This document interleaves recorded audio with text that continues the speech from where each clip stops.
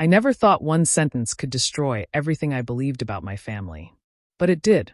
I was sitting at a dinner table I helped pay for, smiling, trying to feel normal, when my brother suddenly laughed and said, "Let's get rid of the unwanted people in this family. You're first." The room went quiet. I waited for my parents to say something. Anything. A warning. A correction. A simple, "That's not funny." Nothing came. They kept eating. My mother looked down at her plate. My father cleared his throat like the moment was uncomfortable, but not wrong. In that silence, something inside me broke. I realized this wasn't a joke. It wasn't anger. It was something they had already decided without ever telling me. I sat there frozen, pretending I was fine. My hands were shaking under the table. I wanted to laugh it off, to say he was being stupid, but I needed to know if anyone would choose me. No one did. All I could think about was everything I had done for this family. The bills I helped cover. The groceries I bought when money was tight. The favors I never said no to. I had always believed that being useful meant being valued. That night proved how wrong I was. When dinner ended, everyone acted normal. My brother joked. My parents talked about the next weekend. No one mentioned what he said. No one checked on me. I went to my room and closed the door quietly. I didn't cry. I just sat on the edge of my bed, staring at the wall, replaying his words again and again. "You're first."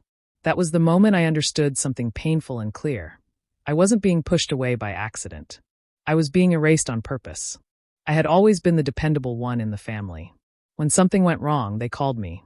When money was tight, I found a way to help. When bills were confusing, I handled the paperwork. When my brother needed help with his kids, I showed up without being asked. No one ever said thank you. It was just expected. I learned early that my role wasn't to be celebrated. It was to be useful. I was the one who stayed calm during arguments, who fixed problems quietly so no one else had to feel uncomfortable. If something broke, I repaired it. If someone was stressed, I adjusted myself. Evan was different. He was loud, confident, and always sure he deserved more. My parents called him strong and a natural leader. When he spoke sharply, they said he was passionate. When I spoke carefully, they said I was too sensitive. If Evan got angry, it was understandable. If I got hurt, I was dramatic. I watched this pattern repeat for years. At birthdays, his opinions mattered more. At family decisions, his voice came first. I was asked to help, never asked what I wanted. Sometimes I wondered if I was invisible or if they simply didn't see me as someone who needed care. Whenever I tried to explain how tired I felt, my mother would say, "You're strong. You can handle it." At the time, I believed that was praise. Now I realize it was permission for them to keep taking. I carried responsibilities that weren't mine because no one else wanted them. I told myself that loyalty meant endurance. That love meant sacrifice. That one day, they would notice everything I'd done. But the truth was simple and painful. In our family, being reliable didn't earn love. It only made me easier to overlook. That night, I went to bed early, or at least that's what they thought. My light was off, my door half closed. I was lying there quietly when I heard voices coming from the living room. My parents and Evan were talking, not loudly, carefully, like people discussing something they didn't want overheard. At first, I didn't think it was about me.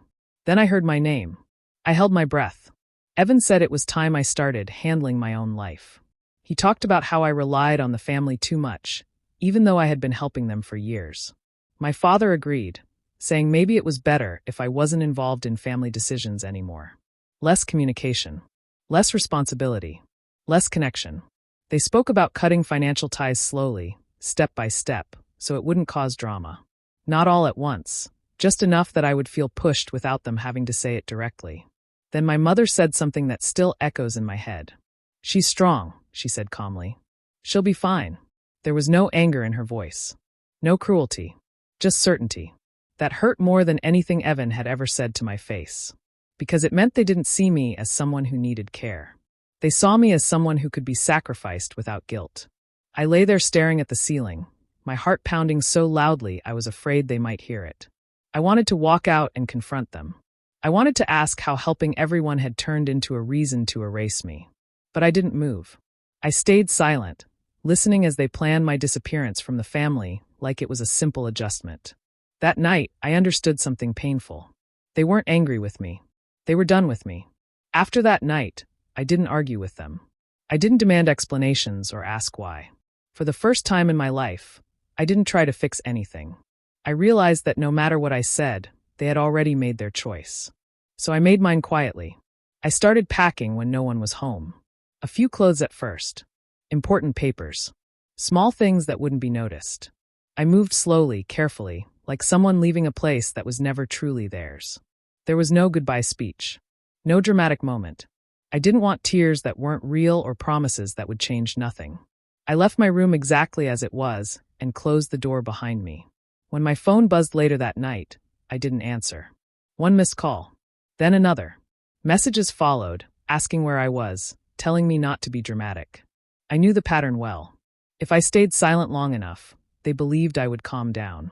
They always assumed I'd return, apologize, and pretend everything was fine, because that's what I had always done before. But something in me had changed. Each message I ignored felt strange at first. My hands shook. My chest felt tight. Walking away from them felt wrong, like I was breaking an invisible rule I had lived by my entire life. Days passed, then weeks. I stayed gone. They sent short messages next, then longer ones.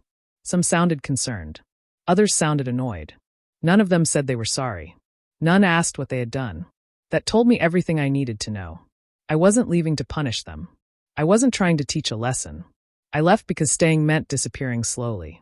For the first time, I chose silence over begging, distance over pain. And this time, I didn't go back. After I left, I didn't make any dramatic moves. I didn't cancel things out of anger or try to cause problems. I simply stopped doing what I had always done for them. For years, I had managed the quiet responsibilities no one noticed. I paid attention to due dates. I handled insurance forms. I organized caregiving schedules. I kept copies of important documents and reminded everyone what needed to be done.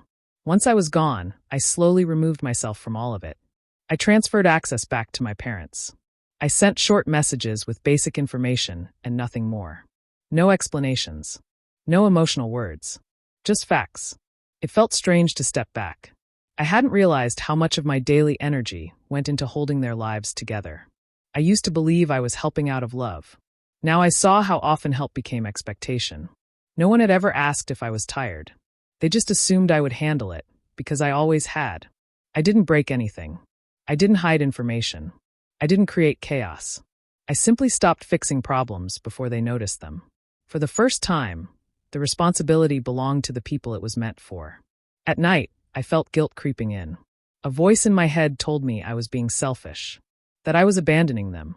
But another voice, quiet but steady, reminded me that adults are supposed to manage their own lives.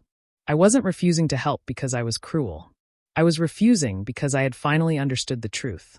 They never noticed how much I carried because they never had to. I had made their lives easier by making mine heavier. Letting go wasn't revenge. It was the first moment I stopped disappearing for everyone else. At first, nothing happened. I think they believed things would somehow continue on their own. They were used to everything running smoothly without asking how. But slowly, cracks began to show. Bills were paid late. Notices started arriving. Paperwork sat unopened on the kitchen table. Appointments were missed because no one remembered to confirm them. Small problems piled up into bigger ones. That's when Evan called. His voice was sharp and angry. He said I was being selfish, that I was hurting the family on purpose. He accused me of turning my back on them and acting disloyal. I listened quietly. He never asked why I left. He never mentioned what he said that night at dinner. To him, my value had always been in what I provided, not in how I felt. Soon after, my parents started reaching out too. Messages came in almost daily. Some were short, call us. Others were long, full of worry and stress. They talked about missed payments, confusing forms, and how overwhelmed they felt. But there was something missing from every message. No apology. No accountability. No acknowledgement of the hurt they caused. They weren't calling because they missed me. They were calling because things weren't working anymore. For the first time, I saw the truth clearly. My absence wasn't emotional to them. It was inconvenient. Each message made my chest tighten, not with anger, but with clarity. They wanted the helper back, not the daughter. The solution, not the person. I didn't argue. I didn't explain myself. I replied only when necessary and kept my words brief. I wasn't punishing them. I was simply no longer rescuing them from problems that were never mine to solve. And as their frustration grew, I realized something painful but freeing. They didn't feel my absence until it affected their comfort. After weeks of messages and missed calls, I finally agreed to meet them. Not because I felt guilty, but because I was tired of the noise. We sat at the same table where everything had fallen apart. They looked nervous, like they were preparing for a fight. I could tell what they expected. Tears. Anger. Maybe me begging to come back. Instead, I stayed calm. I spoke slowly and clearly. I told them I wasn't there to argue or explain my feelings. I wasn't asking for understanding. I was there to set boundaries. I explained what I would no longer handle. No bills. No insurance matters. No paperwork. No scheduling. I told them I had removed myself from all responsibilities connected to their finances and personal affairs. Then I told them what I still legally controlled and what I was stepping away from permanently. I didn't raise my voice. I didn't accuse anyone. I simply stated facts. The room felt heavy. My father kept opening his mouth, then closing it again. My mother looked confused, like she couldn't understand why I wasn't emotional. Evan shifted in his chair, irritated by how calm I sounded. I think my calm scared them more than anger ever could. When my mother finally said, "So, what are you asking for?" I looked at her and shook my head. "I'm not asking," I said. "I'm informing you."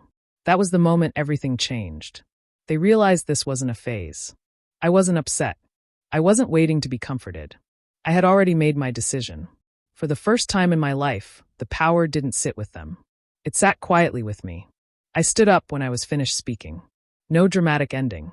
No final argument. Just clarity.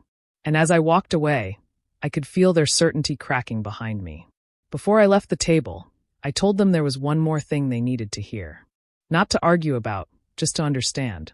I said I could tell them the exact moment I stopped feeling like part of the family. They all looked at me, confused. I told them it was the night of the dinner. The moment Evan laughed and said, "Let's get rid of the unwanted people in this family. You're first." I repeated his words slowly, clearly, without anger.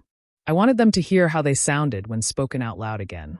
The room went quiet, the same way it had that night. Evan shifted in his seat and laughed nervously. He said it was just a joke, that I was taking things too seriously. I looked at him and said calmly, "Jokes don't make everyone else go silent." No one spoke. I explained that if it had truly been a joke, someone would have corrected him.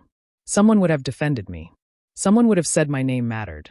But instead, they all chose silence. That silence told me exactly where I stood. My mother tried to interrupt, saying they didn't mean it that way. My father said they were tired and didn't want conflict. I nodded and told them that was the problem. Choosing comfort over truth still sends a message. And the message I received was that keeping peace mattered more than keeping me. I wasn't accusing them anymore. I was explaining the damage.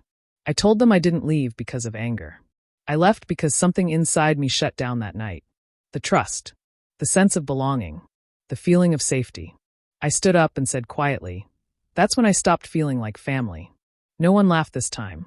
After that conversation, I didn't do anything dramatic. I didn't look for revenge or try to hurt them back. I simply stayed out of everything I used to fix.